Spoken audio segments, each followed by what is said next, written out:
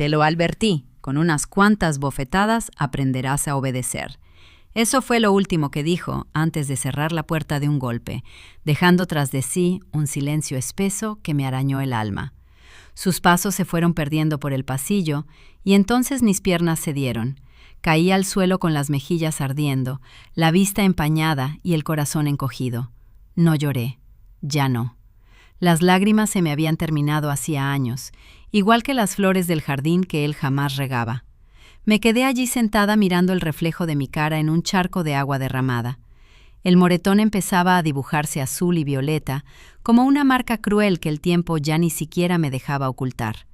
Afuera, el viento movía las cortinas y por un instante creía escuchar la voz de mi difunto esposo. «Perdónala, Blanca, es tu hijo». Pero esa voz que antes me consolaba, ahora solo me encendía la rabia, porque no era la primera vez que Esteban levantaba la mano y algo dentro de mí, muy hondo, me susurró que sería la última. Pero antes de continuar, quiero hacerte una invitación muy especial. Suscríbete al canal y deja tu me gusta. Eso me ayuda a saber que me apoyas y disfrutas de mis historias. Y comenta aquí abajo desde qué ciudad nos estás viendo. Ahora sí, continuemos. Me levanté con dificultad. Cada movimiento dolía, pero lo más pesado no era el cuerpo, era el alma. Fui a la cocina y recogí los pedazos del plato que había estrellado minutos antes. Cada fragmento parecía una parte de mí, de mi paciencia hecha trizas. Los metí en una bolsa y la até con fuerza, como si así pudiera encerrar también todos los insultos que había tragado en silencio.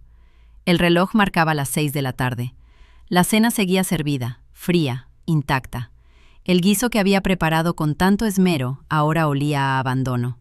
Miré la mesa y pensé en cuántas veces puse su plato, esperando una sonrisa que jamás llegó. Y en ese instante algo se quebró dentro de mí. Pero no fue tristeza, fue una calma nueva, peligrosa, como el silencio justo antes de una tormenta. Fui al baño, me miré al espejo y apenas reconocí a la mujer que estaba frente a mí, el cabello gris recogido, las arrugas como mapas de una vida que ya no me pertenecía. Y aún así, en mis ojos había algo distinto, una chispa que no veía desde hacía años, la misma chispa que tuve cuando era joven y todavía soñaba con escapar. «No me volverás a golpear, Esteban», susurré. «Te lo juro que no». Tomé una toalla, me limpié el rostro y ordené la casa como si nada hubiera pasado. Doblé la ropa, lavé los platos y mientras el agua corría, recordé la primera vez que me gritó. Era apenas un adolescente lleno de rencor, escupiéndome que yo le había arruinado la vida. Su padre acababa de morir y yo lo abracé con el alma rota. No supe entonces que aquel abrazo sería el último gesto de ternura entre nosotros. A las 9, encendí una vela en el altar donde guardaba la foto de mi esposo, Ernesto, y hablé con él como siempre que me sentía sola. «¿Ves lo que hicimos?», dije con la voz temblorosa. «Creamos un monstruo, Ernesto, uno igual a ti». La llama parpadeó como si hasta el viento sintiera vergüenza. Recordé cómo Ernesto en vida me repetía que la obediencia era amor y cómo esa mentira había echado raíces en el corazón de nuestro hijo. Subí las escaleras. Cada peldaño sonaba como un eco del pasado. En el pasillo, la puerta de la habitación de Esteban estaba entreabierta. Entré sin hacer ruido. Todo olía a tabaco, a cerveza, a ira. Sobre la mesa había un montón de recibos y cartas sin abrir, y en el suelo una fotografía rota. Él y yo, de cuando todavía sonreía, recogí los pedazos y me los guardé en el bolsillo. Ni siquiera sé por qué. Tal vez para recordarme hasta dónde puede llegar el amor. Antes de morir, volví al comedor y me senté frente al plato vacío. Encendí la radio y una canción vieja llenó la casa. Era la misma que Ernesto y yo bailábamos cuando éramos jóvenes, y por primera vez en años sonreí apenas. Una sonrisa mínima, casi invisible, porque mientras la música flotaba en el aire, entendí algo. Llevaba demasiado tiempo viviendo como un fantasma, y esa noche iba a empezar a vivir de nuevo. Me puse de pie y empecé a limpiar cada rincón con una precisión casi ritual. Lavé las cortinas, lustré la vajilla, encendí incienso. Todo debía estar perfecto, no por él, por mí, porque cuando Esteban regresara al día siguiente, quería que la casa brillara, que oliera a paz, que nada delatara lo que estaba por suceder. Salí al jardín, corté las flores secas y las arrojé a la basura. Después busqué en el armario un vestido azul antiguo, el que usé el día del funeral de Ernesto. Lo planché con cuidado, como quien prepara una ceremonia, y mientras la tela se alisaba, una idea clara y serena fue tomando forma en mi mente. No seré una venganza sangrienta, no. Sería algo más grande, algo que le doliera donde más duele en el alma. A medianoche me acosté sin apagar la luz. Escuché los grillos, el viento, el tic-tac del reloj y en medio de todo ese ruido sentí una paz que no conocía desde hacía décadas. Me dormí con una sonrisa, porque por primera vez en mucho tiempo sabía exactamente lo que iba a hacer. Dicen que el pasado se borra con los años. Mentira, el pasado no se va. Se sienta a la mesa contigo, duerme a tu lado, te habla bajito mientras finges no escucharlo.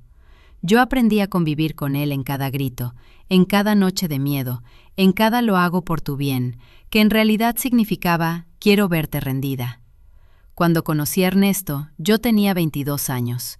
Trabajaba en una panadería del centro y soñaba con una casa llena de hijos y risas. Él entró una tarde empapado por la lluvia, con el cabello revuelto y una sonrisa que parecía sincera. Me pidió pan y sin saber por qué terminé dándole mi número. Durante los primeros meses fue todo dulzura, flores, paseos, promesas. Yo era una muchacha ingenua, de esas que creen que el amor se mide por cuántas veces alguien te dice «te necesito». ¿No sabía que a veces quien más te necesita es quien más te destruye? Nos casamos al año siguiente en una iglesia pequeña con apenas unos cuantos testigos. Yo llevaba un vestido prestado y un corazón repleto de ilusiones. Él, en cambio, vestía un traje oscuro y una mirada que, ahora lo entiendo, escondía tormentas. La primera bofetada llegó 2 años después, cuando nació Esteban. Fue tan rápida que ni siquiera dolió al principio. Me dejó más confundida que herida. Había olvidado recoger la ropa del tendedero antes de que lloviera. «¿Por qué no haces las cosas bien?», gritó, y mientras su mano descendía, mi alma se rompía en pedazos diminutos. Esa noche, cuando el niño dormía, Ernesto llegó con flores. Me pidió perdón. Dijo que estaba cansado, frustrado por el trabajo, que no volvería a hacerlo. Y yo, enamorada y ciega, le creí. Le creí tantas veces que ya perdí la cuenta. Con los años aprendí que perdonar en exceso también es otra forma de cobardía. Esteban fue creciendo y repitiendo cada gesto de su padre, el tono autoritario, la mirada de desprecio, esa manía de exigir sin agradecer. Por más que intenté enseñarle lo contrario, el ejemplo pesa más que las palabras. A veces lo observaba jugar dándole órdenes a los muñecos y gritándoles si no obedecían. Me estremecía. Sabía exactamente lo que venía. Cuando Ernesto enfermó, Esteban tenía 15 años. El cáncer lo consumió en menos de un año, y aunque su cuerpo se debilitaba, su lengua seguía siendo tan cruel como siempre. «Prométeme que vas a cuidar a nuestro hijo», me dijo entre tos y dolor. Y yo con lágrimas en los ojos respondí, «Lo cuidaré». No sabía entonces que esa promesa sería mi condena. Tras su muerte, Esteban se volvió dueño de la casa, juez de mis días. No trabajaba, bebía, gastaba lo poco que había, y cada vez que le pedía que buscara empleo me contestaba con insultos o golpes. Pero yo callaba. Callé durante años, porque cada vez que lo veía mirarme con odio, veía los ojos de su padre, y me aferraba a la absurda idea de salvarlo. ¡Qué ironía! Intenté rescatar al hijo que heredó la furia del hombre que me destruyó. Recuerdo una tarde en particular. Yo limpiaba el patio cuando Esteban, con apenas 20 años, comenzó a discutir por dinero. Me arrancó la billetera de las manos y me empujó. Caí contra la pared y por primera vez vi miedo en sus ojos. No miedo por lastimarme, sino porque me quedé en silencio. No lloré, no grité, y creo que desde ese día empezó a odiarme más. Los hombres como él no soportan el silencio de una mujer. Les recuerda todo lo que no pueden controlar. Pasaron los años, mi cabello se volvió gris, mis manos se llenaron de arrugas y mis rodillas empezaron a doler. Pero dentro de mí también algo envejeció distinto. Mi paciencia dejó de ser infinita. Cada insulto, cada golpe, cada noche de humillación alimentó un pozo en mi interior. Un pozo que creció en silencio hasta que dejó de ser miedo y se convirtió en otra cosa. una calma peligrosa. Esa calma me acompañó el día en que encontré la caja metálica. Estaba escondida en el fondo del armario de Ernesto, dentro de una maleta vieja que jamás había abierto. Por curiosidad, levanté la tapa. Dentro había papeles amarillentos, un sobre con mi nombre y una llave.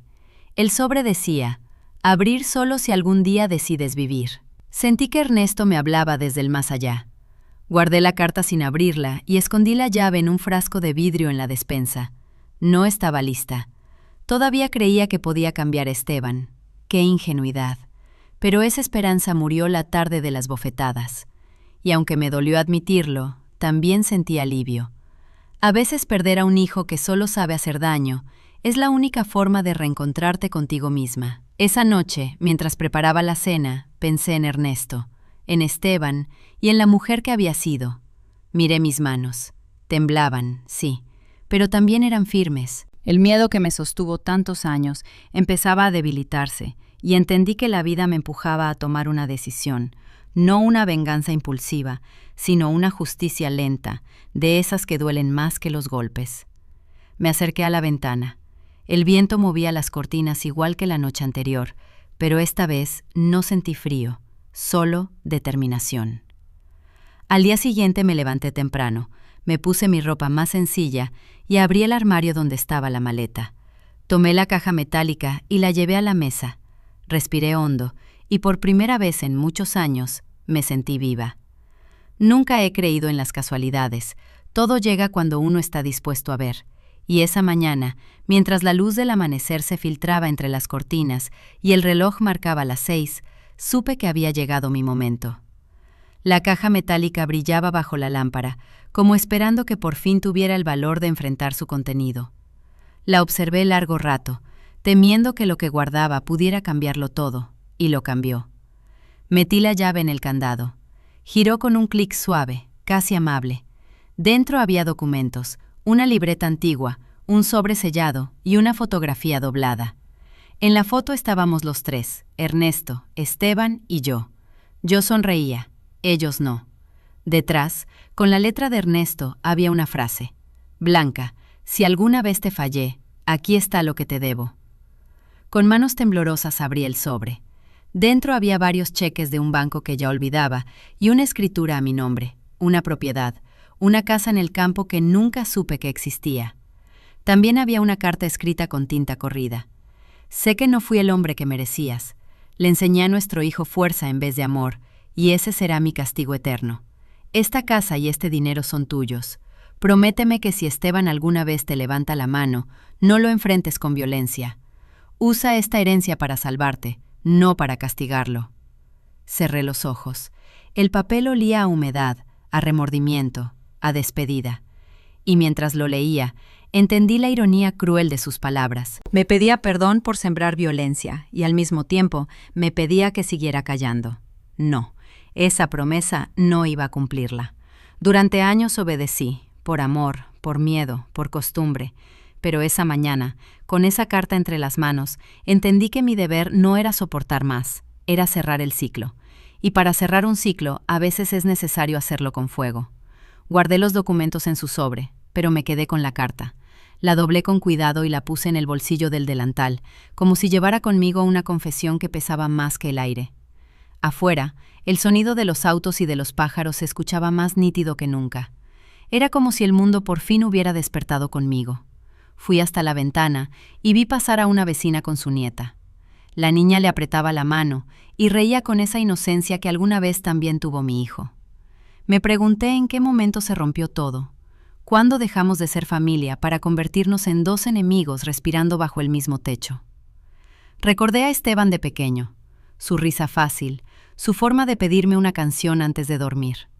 Recordé cómo se quedaba dormido abrazando mi brazo y me susurraba que cuando creciera él me protegería. Y ahora era yo quien tenía que protegerme de él. Qué triste es ver cómo el amor se pudre cuando se riega con miedo. Pasé el resto del día en silencio. Lavé la ropa, cociné sin hambre, limpié los cristales. Hice lo de siempre, pero con la mente lejos, como si mi cuerpo siguiera una rutina antigua mientras mi corazón escribía otra cosa. Cada movimiento era parte de una coreografía secreta, porque esa noche decidí que mi plan empezaría. A las 6 de la tarde, escuché el rugido del motor. El corazón me dio un vuelco. Esteban volvía. Sus pasos pesados retumbaron por el pasillo. El olor a alcohol fue lo primero que invadió la casa. Ni siquiera me miró. Tiró las llaves sobre la mesa y gritó desde el comedor: «¿Dónde está el dinero que me prometiste?»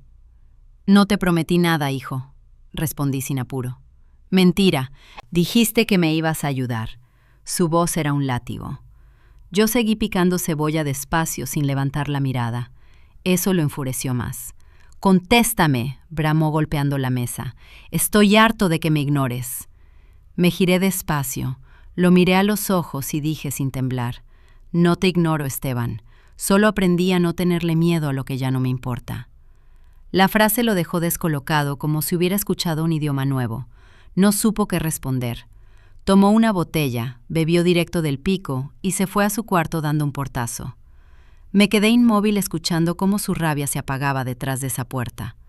Cuando el silencio volvió a ocupar la casa, saqué la carta de Ernesto y la puse sobre la mesa. Le hablé a su fotografía como hacía siempre. «¿Ves, Ernesto? No cumplí tu promesa y esta vez no me siento culpable, porque el perdón no se hereda y el miedo tampoco». Fui al armario y saqué el vestido azul. Lo colgué frente al espejo y lo observé. Sencillo, antiguo, pero aún me quedaba bien.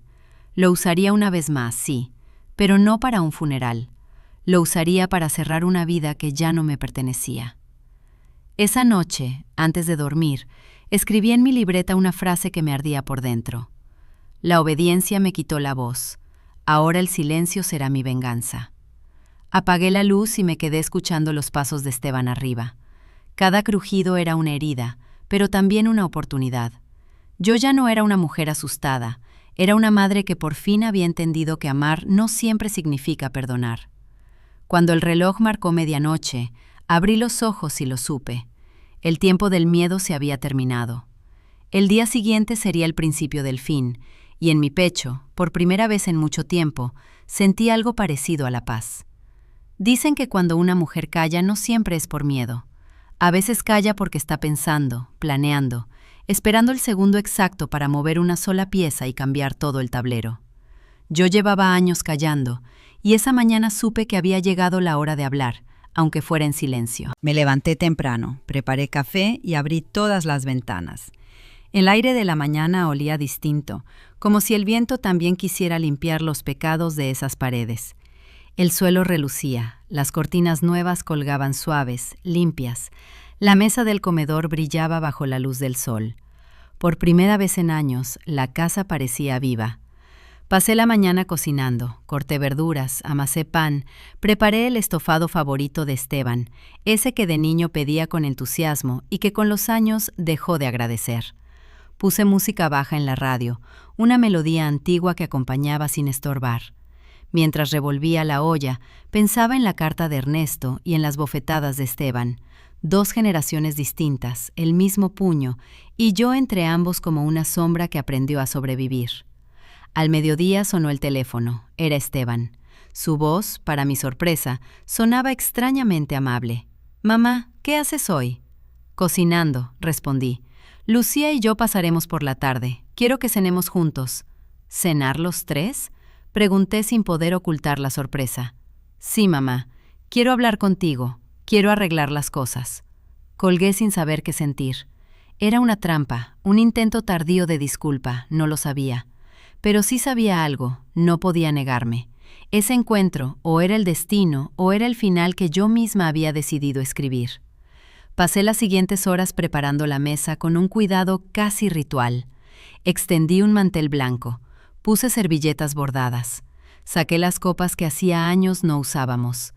Encendí velas, abrí una botella de vino y en el centro coloqué un pequeño florero con claveles rojos, los favoritos de Ernesto. No por nostalgia, como testigo, porque si algo iba a suceder esa noche, él debía estar presente.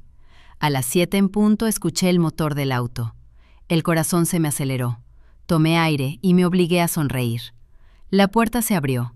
Primero entró Lucía, joven, rostro bonito, mirada altiva. Detrás de ella, Esteban. Tenía la barba descuidada, ojeras profundas y esa superioridad en el aire, esa que siempre me había dado ganas de gritar, pero que ahora solo me confirmaba que estaba a punto de jugar la última partida. «¿Qué casa más limpia, mamá?», soltó Esteban con ese tono irónico que usaba como cuchillo. «Sí, necesitaba un poco de orden», respondí sin alterarme. Lucía paseó la mirada por la sala como si estuviera inspeccionando un lugar ajeno. «Huele bien», comentó, pero su voz sonó más a juicio que a elogio.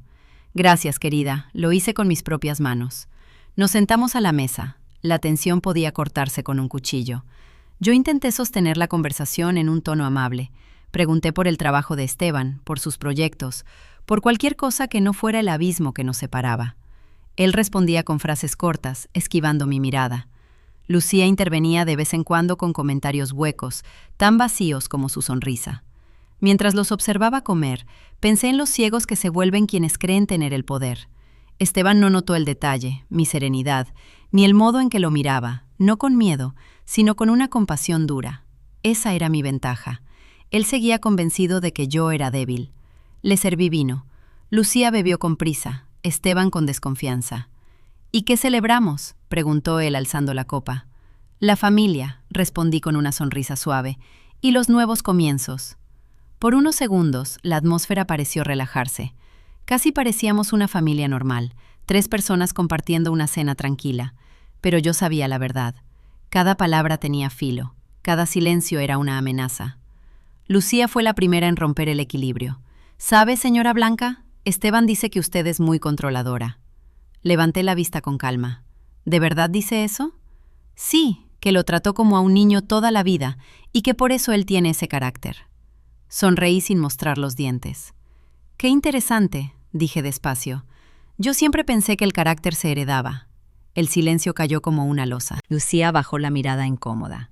Esteban me clavó los ojos con la furia contenida de quien entiende exactamente el golpe sin necesidad de que se lo expliquen. Seguimos comiendo. Los segundos se hicieron largos. Entonces, Lucía empezó a palidecer. No era algo dramático, pero sí evidente. Le temblaron los dedos, respiró más rápido. Yo lo observé con una serenidad que la inquietó. «¿Te sientes bien, querida?» «Sí, solo un poco mareada. Debe ser el vino, no estás acostumbrada», dije. Esteban dejó los cubiertos. «¿Qué le diste?» «Comida, hijo», respondí, «de esa que nunca valoras». Él se levantó de golpe. La silla cayó hacia atrás con estrépito. Lucía se llevó una mano al pecho. Yo no me moví, solo lo miré. «Siéntate», ordené con un tono firme, y lo sorprendente fue que lo hizo. Por primera vez en años obedeció. Lucía comenzó a recuperar el color lentamente. No había veneno, solo unas gotas de un somnífero suave en el vino, lo suficiente para adormecerla, para mantenerla tranquila. Todo estaba calculado, todo estaba bajo control. Cuando la tensión bajó, me levanté y apagué una de las velas. El humo subió como un suspiro. En ese instante supe que el tablero estaba listo.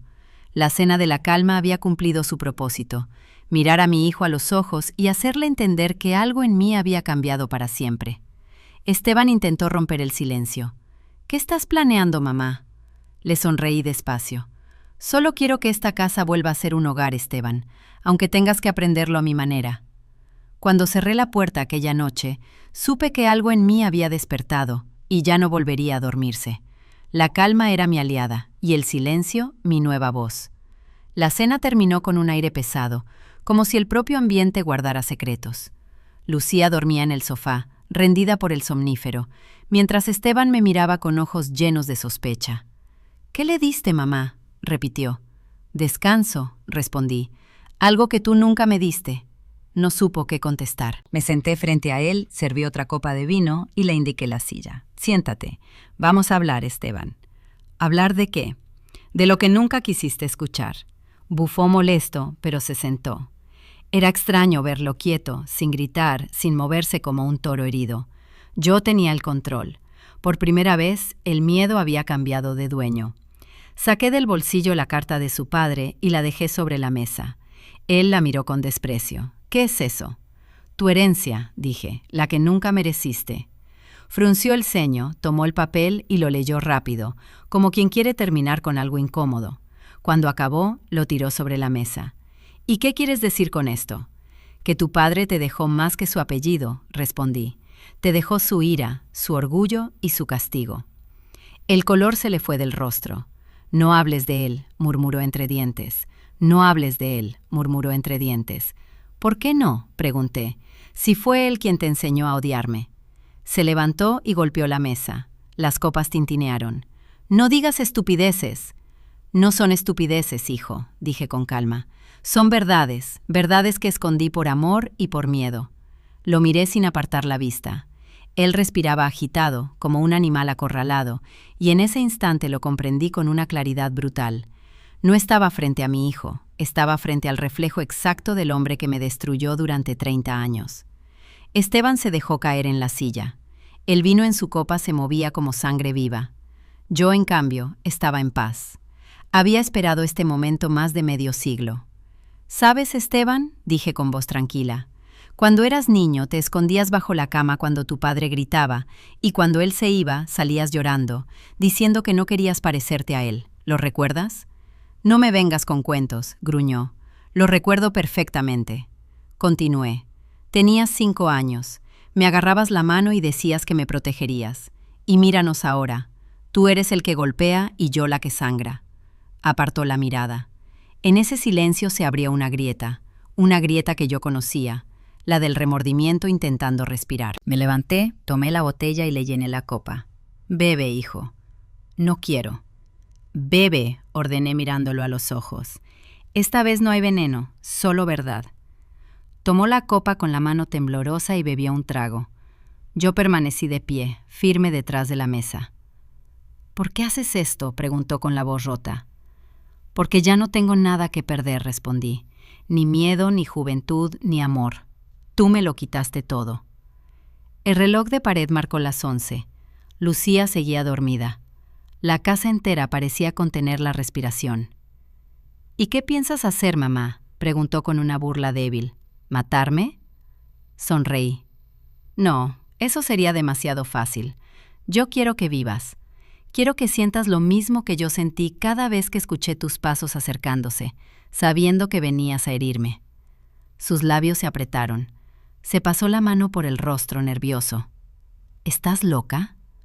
«No, hijo», dije sin alzar la voz. «Estoy despierta». Abrí el cajón, saqué la libreta vieja donde anoté cada golpe, cada insulto, cada deuda que pagué para mantenerte, y la arrojé frente a él. A él. «Ahí está, toda tu historia. Y ahora dime, Esteban, ¿quién educó a quién?». Él abrió la libreta y la hojeó sin ganas, como si temiera que las páginas fueran a morderlo. Estaban llenas de fechas, de frases cortas que dolían más que cualquier grito. Por primera vez lo vi sin máscara. No era un hombre seguro de sí mismo, era un niño grande, perdido, atrapado en su propia violencia. «No quiero leer esto», murmuró empujando la libreta. «Claro que no», respondí sin levantar la voz. «La verdad siempre quema, pero esta noche la vas a mirar a los ojos, porque yo ya lo hice». Me acerqué despacio y apoyé mi mano en su hombro. No se apartó. Su cuerpo temblaba, quizá de culpa, quizá de miedo. Sentí en ese temblor algo que no había sentido en años: humanidad. «No te odio, Esteban», susurré. Él alzó la mirada sorprendido. «Te compadezco porque serás tú quien viva con el recuerdo de lo que hiciste, y esa será tu condena». Me di la vuelta y apagué la última vela. Solo quedó la penumbra, el olor del vino y el tic-tac del reloj. Y por primera vez en muchos años supe que el tiempo estaba de mi lado. Esa noche, cuando Esteban se fue a su cuarto o fingió dormir, la casa quedó sumida en un silencio que no era paz, sino espera. La vela se había consumido por completo y la cera derretida parecía un reloj detenido sobre la mesa. Me quedé sentada observando las sombras que el fuego había dejado en la pared. Cada una tenía una forma distinta, una de Ernesto, otra de Esteban y otra mía, más pequeña, más encogida, pero todavía viva. Entonces fui al armario y saqué la caja metálica. La había cerrado después de leer la carta, pero esta vez no me temblaron las manos. Sabía que allí dentro estaba la llave del final y quizá el comienzo de algo nuevo. Puse la caja sobre la mesa del comedor, la misma donde horas antes mi hijo había bebido vino con resentimiento. Giré la llave. La tapa se abrió con un sonido seco, como un suspiro viejo. Dentro estaban los documentos que ya conocía, pero también había algo más. Una libreta pequeña envuelta en un pañuelo de seda y una carta distinta, más nueva, con una frase escrita en la portada. Para Esteban, cuando ya no quede nada que esconder. Me quedé inmóvil. Nunca había visto ese sobre. Lo tomé con cuidado, como si fuera una reliquia frágil. No era para mí, era para él. Y aún así, supe que debía leerlo, porque cuando la verdad se esconde demasiado tiempo, termina pudriendo todo lo que toca. Deslicé el papel y empecé a leer. Reconocí la letra de Ernesto, firme, sobria, pero con trazos nerviosos hacia el final. Hijo, si estás leyendo esto, es porque tu madre decidió contarte la verdad. Lo que callamos en vida se pudre entre los vivos, y no quiero que ella cargue sola con la culpa de mis decisiones. Durante años creí que eras mi sangre, pero no lo eres. Sentí que el aire se me escapaba del pecho. Leí esas líneas una y otra vez, como si al repetirlas pudieran cambiar, pero no cambiaban, no desaparecían. Ernesto, el hombre que lo golpeó, que lo humilló, que lo llamó mi hijo con orgullo violento, no era su padre. Y yo había cargado con ese secreto durante más de 20 años. Cerré los ojos. Las lágrimas que llevaba meses negándome comenzaron a caer silenciosas y pesadas. No eran lágrimas de culpa, solamente eran lágrimas de cansancio, de haber sostenido sola una verdad que me había quemado por dentro. La carta seguía. No sé quién fue tu verdadero padre. Tu madre nunca quiso decírmelo. Solo sé que cuando llegaste a nuestra casa eras un niño abandonado en un hospital. Ella te miró una sola vez y supo que te amaría más que a su propia vida. El pasado me golpeó con una fuerza brutal y lo recordé todo. Aquel día llovía sin tregua. Yo trabajaba en el hospital local limpiando pasillos cuando escuché un llanto que venía del área de urgencias. Un bebé envuelto en una sábana azul, abandonado en una camilla. Nadie lo reclamó, nadie preguntó por él. Y yo, que no podía tener hijos, sentí que la vida, oh Dios, me lo estaba poniendo en los brazos. No pedí permiso, no consulté a nadie, simplemente lo amé. Cuando Ernesto llegó del trabajo y le conté lo que había hecho, su primera reacción fue furia. Dijo que la gente hablaría, que él no pensaba criar al hijo de nadie, pero cuando lo vio dormido en mis brazos, se rindió. No porque se enterneciera, sino porque entendió que ya no podía arrancármelo. Me puso una condición. Si lo mantienes en secreto, lo acepto. Y yo acepté. Creí que el amor podía tapar cualquier mentira. Me equivoqué. Esa mentira se volvió la semilla de todo lo que vino después. Ernesto siempre lo trató como si tuviera que demostrarle algo. Y Esteban creció mendigando un amor que nunca llegó. Su rabia, su necesidad de control, su violencia eran el eco de un vacío que yo ayudé a crear. Apreté la carta contra mi pecho. No sabía si mostrársela o esconderla otra vez, pero ya no podía seguir ocultando nada. Él debía saberlo, no como castigo, sino como justicia. Subí las escaleras. La puerta de su habitación estaba entreabierta. Lo encontré sentado al borde de la cama, fumando, con la mirada perdida, como si su propia sombra lo estuviera vigilando. «No puedes dormir», le dije. «Tú tampoco, por lo que veo», respondió sin mirarme. Entré sin pedir permiso. Llevaba el sobre en la mano. «Esto es para ti». Lo tomó con desconfianza, pero cuando vio el nombre de su padre escrito allí, su expresión cambió. «¿Qué es esto, mamá?» La verdad se quedó en silencio. Abrió el sobre, empezó a leer. Su respiración cambió. Su rostro se transformó. Primero incredulidad, después furia, y al final una tristeza que yo jamás le había visto. «¿Esto es cierto?», preguntó con la voz quebrada. Asentí. «¿Y tú lo sabías desde el principio?», susurró. «¿Por qué no me lo dijiste?» «Porque te amaba y tenía miedo de perderte». Se levantó de golpe, tambaleándose. «Entonces, ¿no soy tu hijo?» «Eres mi hijo», respondí con firmeza sin titubear, «aunque no lleves mi sangre». Negó con la cabeza, desesperado. «Todo fue una mentira». «No», dije. «La mentira fue la tuya, Esteban, la de creer que el amor se mide a golpes». Me miró con los ojos llenos de lágrimas que no se atrevía a soltar. Su voz se volvió apenas un hilo. «Entonces, ¿quién soy?» Me acerqué un paso. «Eres lo que elijas ser. pero si sigues siendo el hombre que aprendiste a imitar, vas a morir vacío.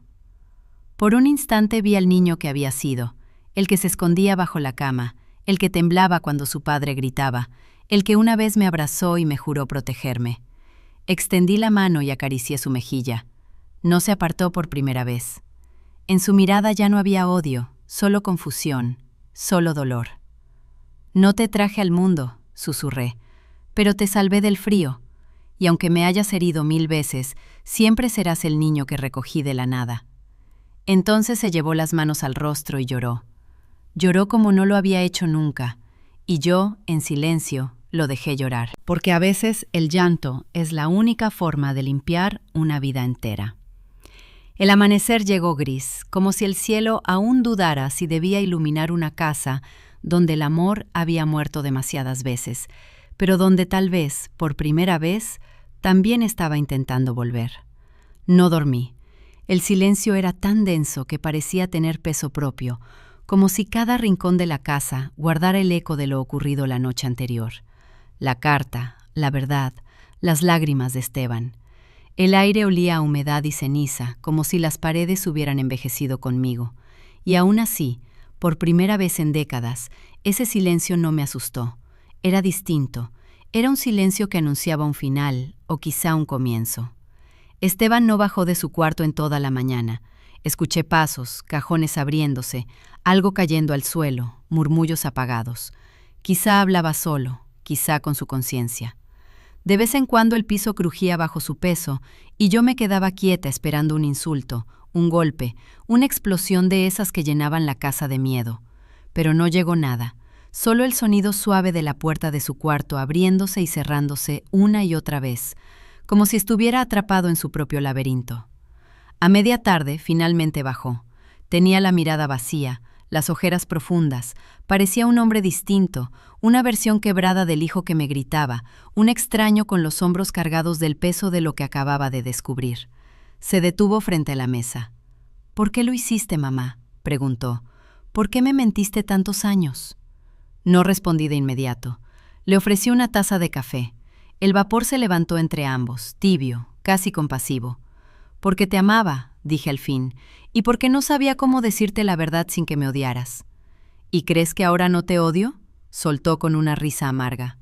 «No lo sé», respondí, «pero si me odias, ahora al menos tienes un motivo real». Se llevó las manos al rostro y soltó un suspiro largo. «Todo lo que soy fue una mentira». «No, Esteban, eres el resultado de una elección. Yo te elegí. Te amé cuando nadie preguntó por ti. Te alimenté con lo que tenía. Te defendí, incluso de ti mismo. La mentira fue creer que la sangre te hacía más hijo». Él levantó la cabeza. Su voz sonó rota. «No sé quién soy». «Eso tendrás que descubrirlo tú. Yo ya cumplí mi parte». El silencio que siguió fue como una pausa entre dos vidas. El reloj marcaba el tiempo, lento, firme, casi cruel. Por la tarde decidí preparar una cena, no cualquiera, la última que compartiríamos bajo ese techo, la última vez que cargaríamos juntos al pasado en una mesa. No sabía si lo hacía por costumbre o porque necesitaba un cierre, quizás porque mis manos querían despedirse de la mujer que había sido. Saqué la vajilla antigua, la de mi boda. Coloqué un mantel limpio, copas de cristal, velas que nunca encendía. Corté verduras, sazoné carne, horneé pan, y mientras lo hacía, cada movimiento era una despedida, no de Esteban, sino de mí misma, de la madre sumisa, de la mujer rota, de la sombra silenciosa. Esteban entró a la cocina. Me observó sin hablar, como si no supiera dónde colocar su culpa.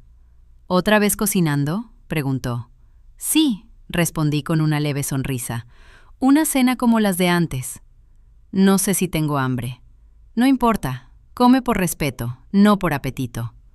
Lo invité a ayudarme. Para mi sorpresa, lo hizo sin protestar. Peló papas con torpeza, trozó pan. A veces nuestras manos se rozaban y ambos nos apartábamos incómodos. Pero no hubo violencia, solo una tregua silenciosa, frágil, apenas sostenida por el aroma del pan caliente. Cuando el reloj marcó las 8, todo estaba listo. Apagué la luz y encendí las velas. La llama se reflejó en las copas como un presagio. Serví vino en ambas copas y lo llamé. Se sentó frente a mí, cabizbajo, las manos entrelazadas. Levanté la mía. Por los comienzos, dije. Él dudó antes de levantar la suya. Por los finales, susurró. El choque del cristal fue débil, casi tímido, como si las copas también temieran quebrarse. Bebí un sorbo y lo observé. Sus ojos estaban húmedos. Parecía un niño perdido. Alguien que no sabe cómo pedir perdón. No hay veneno en este vino, Esteban, dije con calma. Él arqueó una ceja. ¿Y por qué habría de haberlo? Porque si alguien tuviera motivos para matarte, sería yo. Se quedó mudo. Tragó saliva. No planeé matarte, hijo, continué. Mi venganza no necesitaba sangre. Solo necesitaba que vieras quién eres, y lo estás viendo. No sé cómo vivir con esto, musitó. Entonces, empieza por no destruir, empieza por no repetir.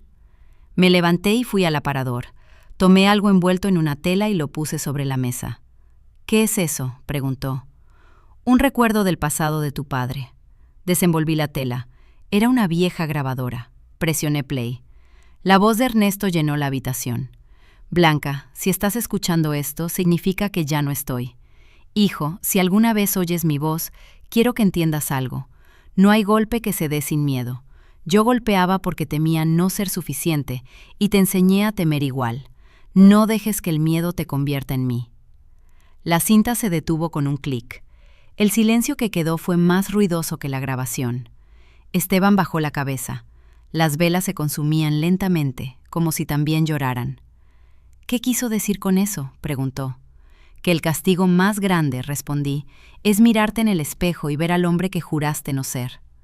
Asintió y esta vez no contuvo las lágrimas.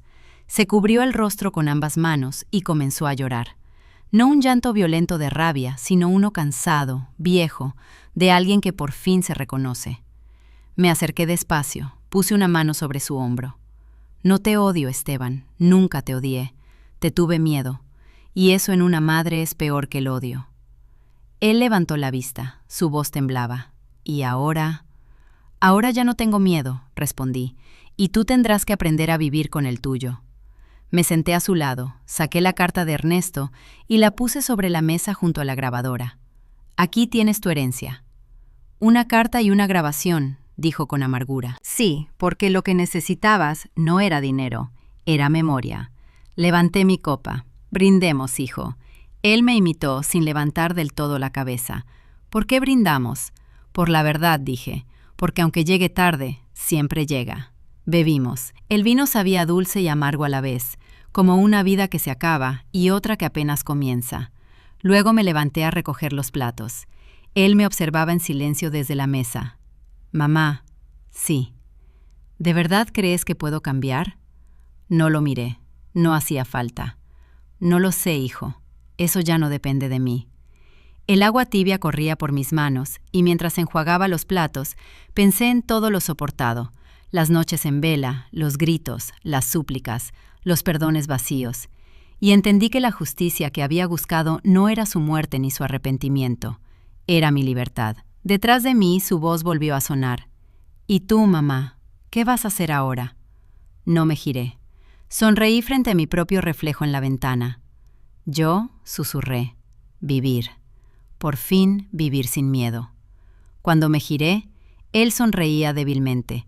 Fue una sonrisa pequeña, torpe, pero suficiente. En esos labios temblorosos no vi a Ernesto. No vi al reflejo del hombre que me destruyó durante años. Vi a Esteban, solo Esteban, un hombre quebrado, vulnerable, humano. Apagué las velas una por una. El humo se elevó en espirales suaves, como si el pasado se evaporara junto con la cera. La última llama titiló antes de morir, y en esa penumbra inesperada sentí algo que creí perdido para siempre: paz. Caminé hasta la puerta y miré la casa por última vez. El comedor impecable, la mesa vacía, las copas a medio beber, todo olía a despedida. Me volví hacia él. «No te diré adiós, Esteban», murmuré. «¿Por qué no?» «Porque los adioses son para los que mueren, y tú todavía tienes que aprender a vivir». Cerré la puerta detrás de mí. El aire nocturno me golpeó el rostro, fresco, limpio como una promesa. Caminé sin volver la vista, no porque no doliera, sino porque sabía que lo que quedaba atrás ya no era mío. Por primera vez en mi vida no era la madre que obedece, ni la esposa que teme, ni la mujer que suplica.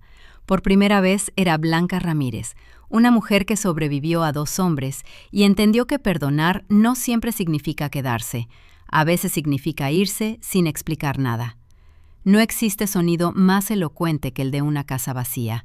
Cuando las voces callan y solo quedan los recuerdos rebotando entre las paredes, una entiende que el silencio también habla. Esa mañana, al cruzar la puerta con mi pequeña maleta en la mano, supe que ese silencio ya no me nombraba. La calle estaba fría, envuelta en una neblina espesa que parecía abrazarlo todo. El aire olía a tierra mojada y distancia. Cerré la puerta despacio. El clic de la cerradura sonó como el punto final de una historia escrita con lágrimas y paciencia. Caminé sin rumbo durante varios minutos. El sol intentaba abrirse paso, tímido, apenas tiñendo el cielo de un gris cálido. Llevaba la carta de Ernesto en el bolsillo y en el alma la decisión que tardé media vida en tomar. No iba a quedarme donde me dolía.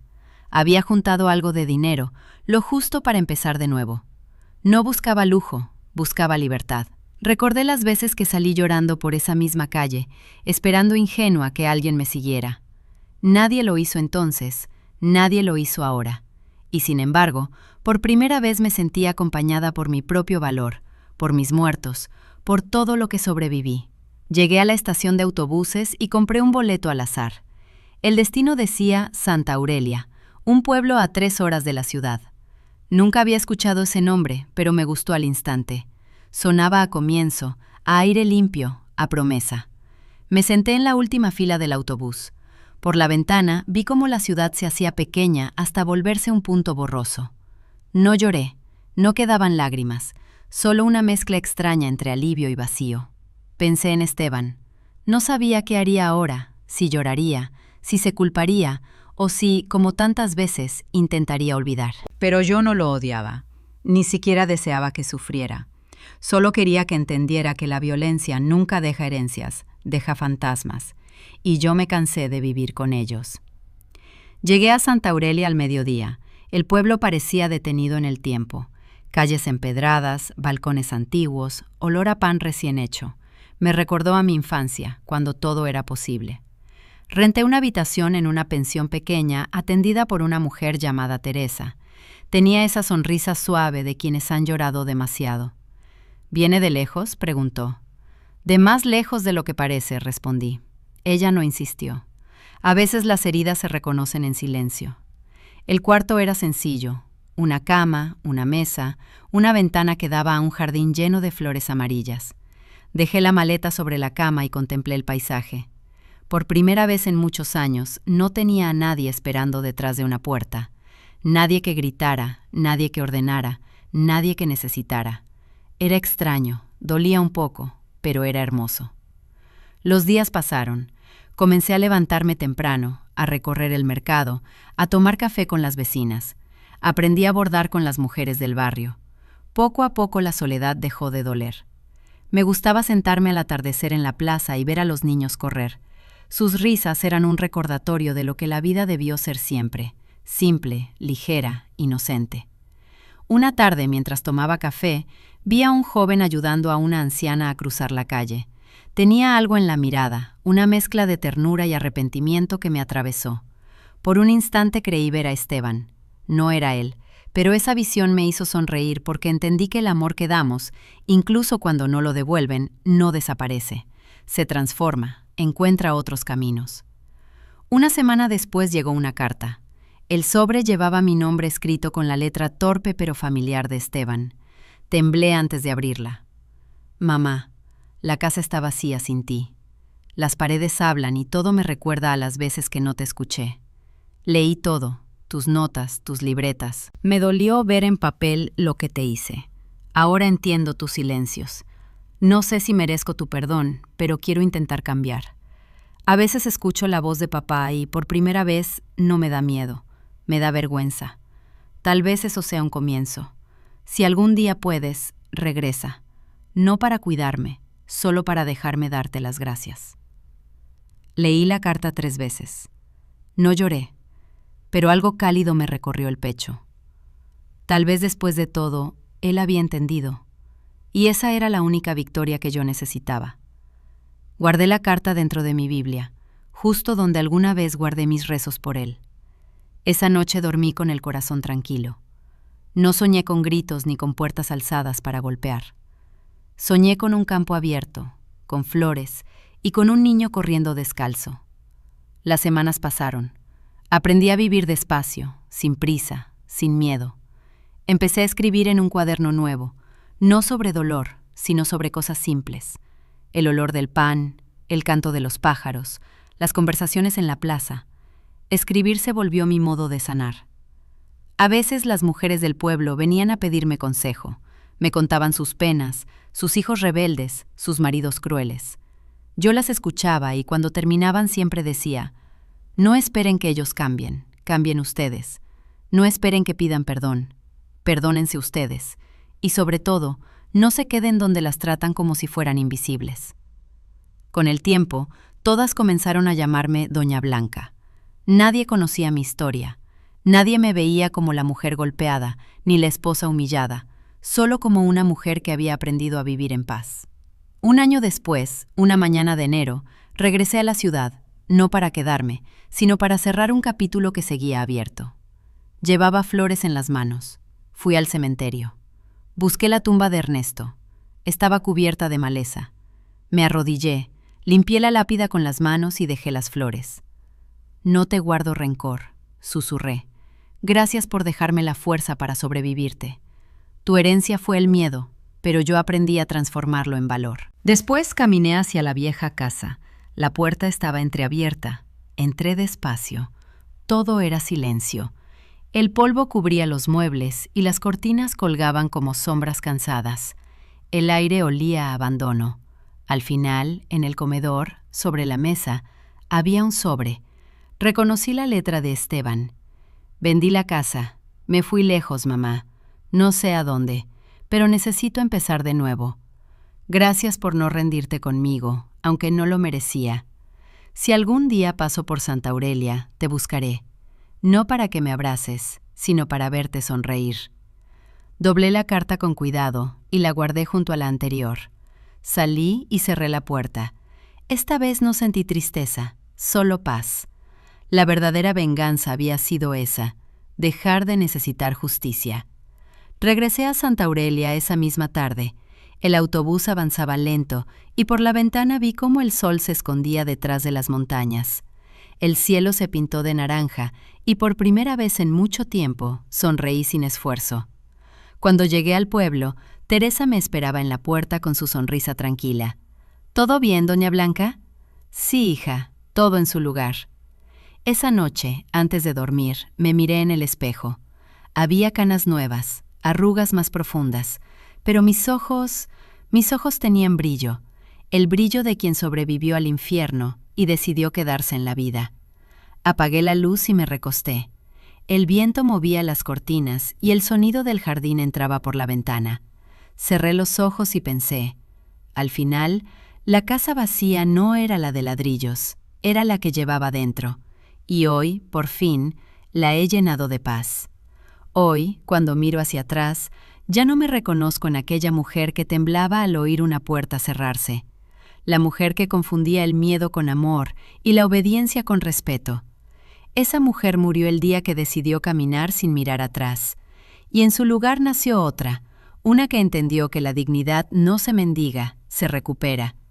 Durante años me pregunté por qué la vida me había dado tanto dolor. Hoy lo entiendo, porque el dolor, cuando se enfrenta con valentía, se convierte en sabiduría, porque solo quien ha tocado el fondo del silencio puede comprender el valor de una palabra dicha con calma.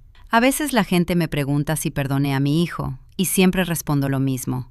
No lo perdoné, lo comprendí, porque el perdón no siempre significa volver. A veces perdonar es soltar sin odio y seguir viviendo sin miedo. Y si tú, que estás escuchando mi historia, alguna vez sentiste que tu voz no vale, que tus lágrimas no importan, o que te acostumbraste a ser invisible, quiero que recuerdes algo. Nadie puede quitarte la fuerza que nace de decir basta. El silencio que usaron para humillarte puede ser el mismo que uses para reconstruirte. Y antes de irme, quiero invitarte a algo. Si esta historia te tocó el corazón, suscríbete al canal, deja tu me gusta y cuéntame en los comentarios desde qué ciudad nos estás viendo. Tu historia también importa y quizá en algún lugar alguien necesita escucharla. Porque al final, incluso las casas más vacías pueden volver a llenarse si dentro de nosotros todavía vive la esperanza.